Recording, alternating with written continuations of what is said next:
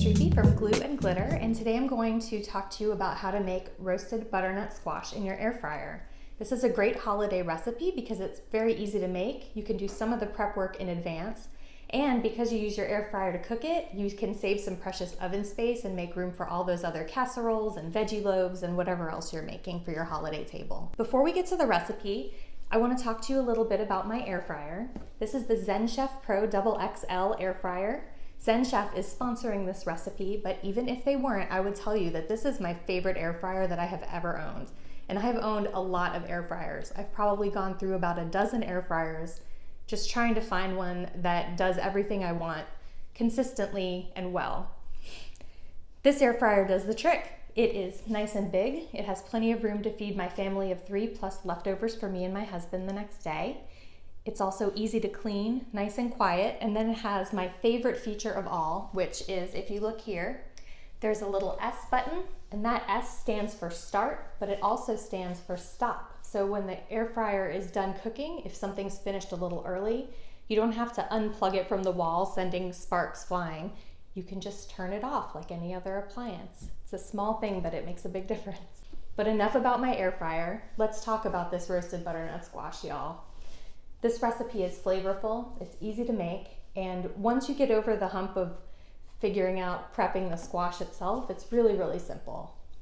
So before I talk about prepping the squash, I'll tell you that you can often find pre-cut butternut squash at the grocery store, along with, where you find the other pre-cut vegetables. You can use that. You'll just want to cut the pieces down a bit smaller. They're usually not the small dice like you need for this recipe.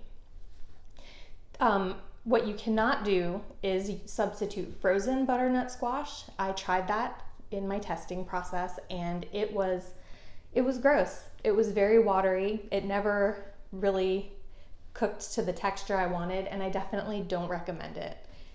So you can either use the pre-cut fresh squash or prepare a fresh squash from scratch.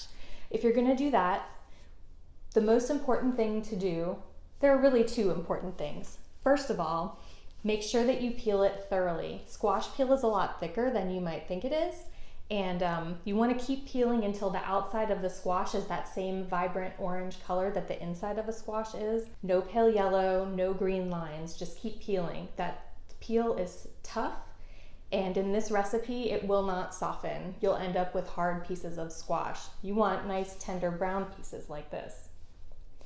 The other thing about this recipe is that you do need to be mindful of the size that you're cutting.